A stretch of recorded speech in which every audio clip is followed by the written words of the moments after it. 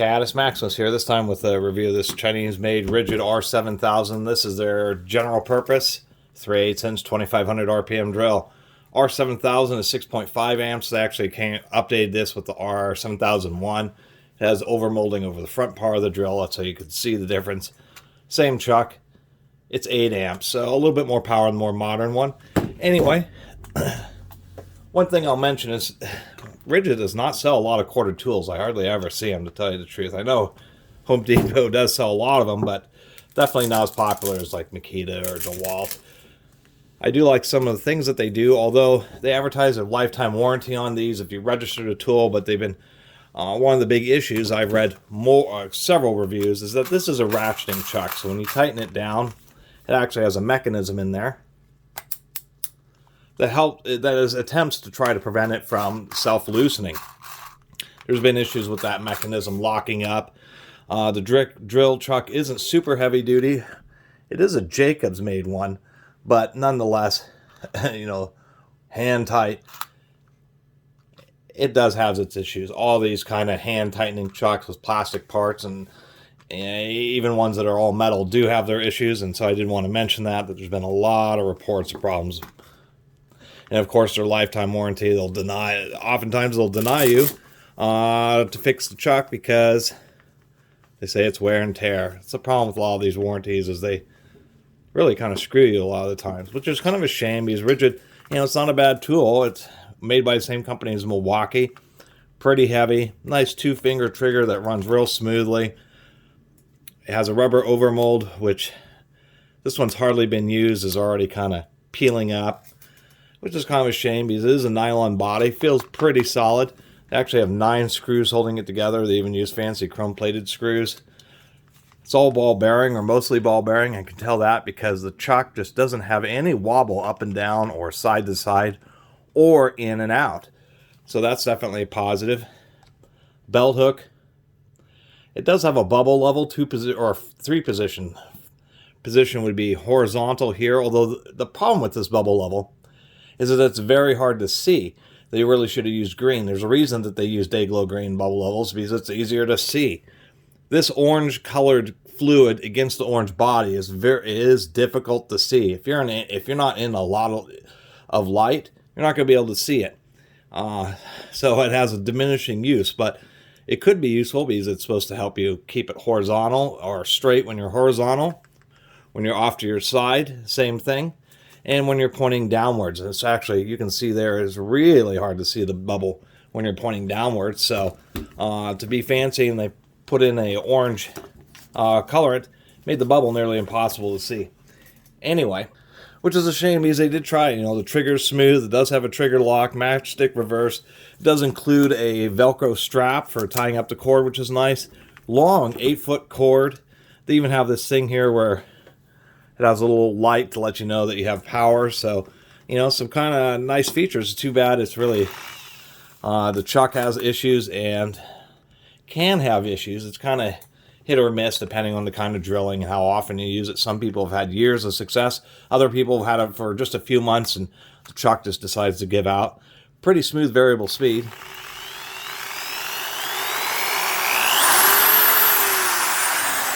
Not a lot else to say about it. I think it was a relatively competitive product that just doesn't inspire as much confidence. And for the price of like this drill, you're probably with, you know, this drill is probably a $50 or $60 unit, at least for the 7001 unit and that's like right near the same price of equivalent Makita or DeWalt or something. So people just go with that brand. I mean, I have to say that it is disappointing about this rubber overmolding because all you have to do is catch it a little bit and it just wants to peel right up. I mean, there's like a little bump there, but it's just having these sharp wings.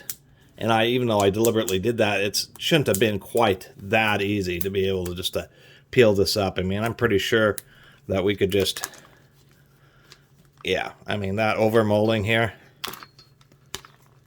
I mean, I'm just going to pull this off. I mean, if it's that bad, if you're using this really vigorously, you're going to end up causing this to peel off. So they could have done a bit better job. I've actually never seen DeWalt or anything where it's quite this easy to peel it off. Anyway, let's do a little test drill. real fast before I do that test drill, I was thinking, I mean, I pulled out the screws so I could yank this out. It's like this, they didn't use an adhesive, or it was stuck a little bit. It's like they just use very minimal adhesive, and that's what the other manufacturers do to try to keep those overmoldings on. They always strip out, but that was actually kind of absurdly easy. That just peeled right off of there. Anyway, some people did mention that this truck is not very straight. It can be replaced. This is just a 3/8 spindle. It does have a counter-threaded truck screw, which is you turn the screw inside the chuck to the right to loosen it, and then you just use an Allen wrench or something to knock the chuck off, turning it to the left. I will do a teardown. This is much easier to remove a chuck because you can get the screw out of there like with an impact driver if it's being recalcitrant. It's like a combination slot head Phillips. And then you can actually pull the case halves apart, pull this gear out, and put it like rags or put it between two pieces of wood in a vise, and then you can get all the torque you need. You know, just use a pair of vice grips or something on this metal collar to get it off. But let's see how it does for run out. This is a reamer. This is a little 1/8 inch reamer. These are extremely straight.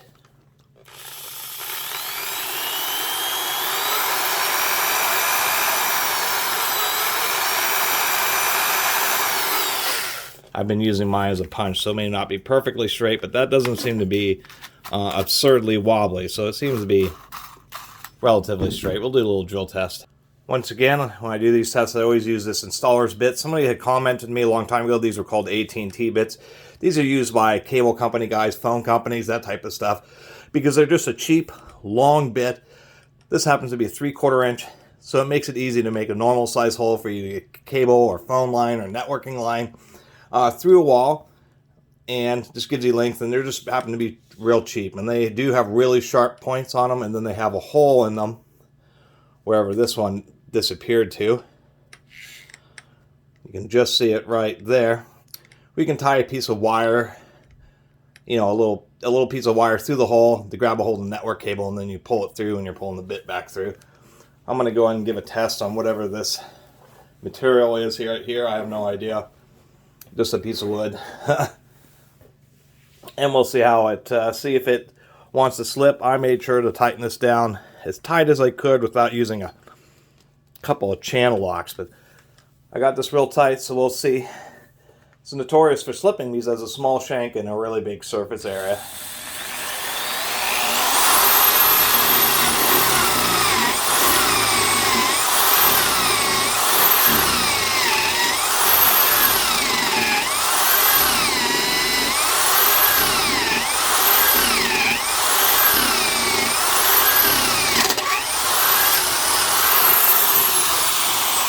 This bit isn't the straightest, but it didn't slip, and surprisingly enough, just with 6.5 amps, even geared all the way down, so at, well, I should say geared up to 2500 RPM. It doesn't have like a high torque, like a low-speed half-inch drill, but it actually had no problem doing that, and the gear sounded pretty good.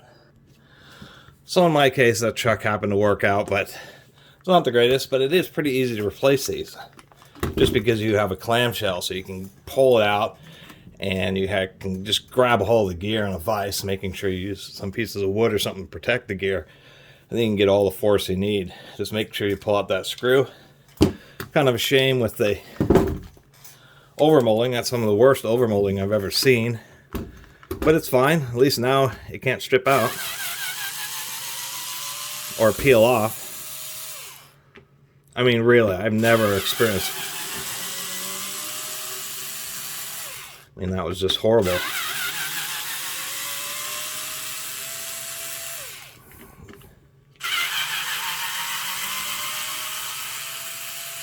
They should have used, can't get at that one. They should have used normal screws instead of their fancy chrome-plated ones, and then they would have maybe done a little better.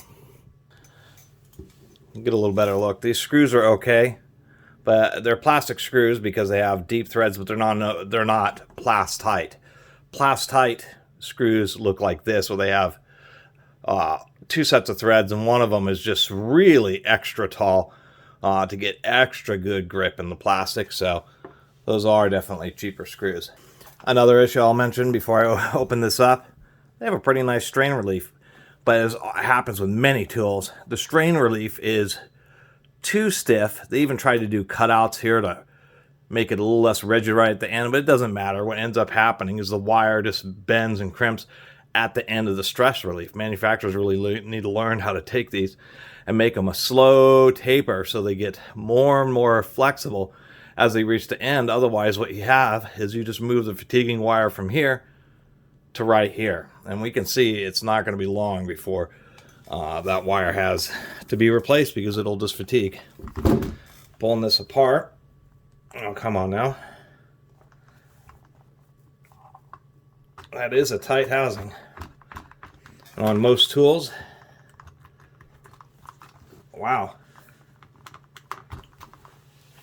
Most tools, it's when it's a clamshell system, it's the side. It's designed to where you pull off the side of the shell that the screws came out of, and most of the parts stay in the front. Wow. It really doesn't want to come apart. I guess this last screw in here might explain why it's having so much trouble coming apart. I wonder. It's amazing how well one screw will work. I'm not too worried about causing any damage. There we go. That's actually a pretty heavy shell half. It really is. It's PA 30%. They actually, usually it's PA 6 GF30s out. It's written, but Ridgid decided to write it their own special way, which is PA nylon 30%. Actually, it is 30 with a percent sign, GF glass fiber. With just a whole bunch of structure in there, especially up around through here, up around where the bearings are held for the spindle. I mean, this case is actually, especially this upper part. This upper part's actually pretty rigid. No pun intended, right? And inside, it's not too bad. We do have the obligatory inventory control tag that's now in it, and for a decade it's been integrated inside power tools. Evaluating the internals, pretty standard for what you consider professional grade 3/8 drills. And, you know, compared to days old, you know, your $60 drills, even from Ridgid, are still pretty well made. Once again, there's lots of structure in the body. Dual ball bearings, a large main support bearing on the front of the spindle and second bearing on the back. Dual ball bearings on each side of the motor. It is only shielded, so they're saving some money by not using a rubber sealed bearing there. Folded contacts, but we can see on the armature there that they did at least attempt. They put a little bit of glue to help reduce fire fatigue. Brass brush guides, real basic, nothing too fancy there. And they do have a nice touch. This is not a roller bearing, this is a sintered or a sleeve bearing. But that's a spindle nose bearing, and they actually, I've seen Black & Decker did this started doing this back in the 90s. I'm not sure who was the first manufacturer to really pioneer it. Interestingly enough, they do this. It's a 4-tooth helical cut gear. They're using a single reduction, so they make this pretty small so that this can be, you know, not, you know, so they can reduce the size of this. The bigger this gets, the bigger this gets, so it makes the tool much heavier and wider. But when it's so small, it has thick teeth. They will last a long time, but when it's so small, especially under heavy-duty drilling operations, that it will, or when the bit starts jamming, it will actually push it and bend it away. And so they use the second little sleeve bearing that only does something in harsh situations where you're actually really loading up the spindle enough to cause it to deflect. This just adds additional support to make the gears last longer. So, I mean, it has all the right properties, and you can see what I mean. If you need to replace a chuck, you know, you can just pull it out and put it in the vise. Use a piece of wood or wrap a paper towel or a rag around it many times, or even several layers of tape, something to protect the gear teeth from the vise jaws. And then this makes these really easy because now you're just holding onto the gear. It's real solid. You can easily get out that screw and then undo the chuck and put on a new chuck, any local power tool place. And maybe not Home Depot, but there'll be hardware stores that even have, you know, True Values to sell Jacobs chucks just right on the shelf. They're using a lithium-based grease. It's not dark, so it doesn't have molybdenum or anything in it. Pretty easy to replace the cord. You just have a standard cord pinch. You'd have to, I guess the last thing is I'm going to fiddle with this trigger and see if we can't see its specs. It's really hard to see, but this trigger switch is only rated for, it looked like it was just rated for 7 amps, so Not much overrating there. The wiring here is just like super measured. This switch doesn't even want to come out because of how tucked away and measured the wire is. So kind of surprised about that. So anyway, seems like a halfway decent drill. You know, besides issues with these keyless chucks that are, you know, notorious for a lot of people, this one seems to be okay. I guess the biggest criticisms of this drill is extremely weak overmolding that just basically was barely attached. That's the biggest criticism. This bubble level, just ridiculously hard to see when it's orange. They really should have used neon green. And of course, could have used improved strain relief. Oftentimes, if it doesn't work, it's just because the wires are fatigued right there. Anyway, it's a long enough video about this old Ridgid R7000.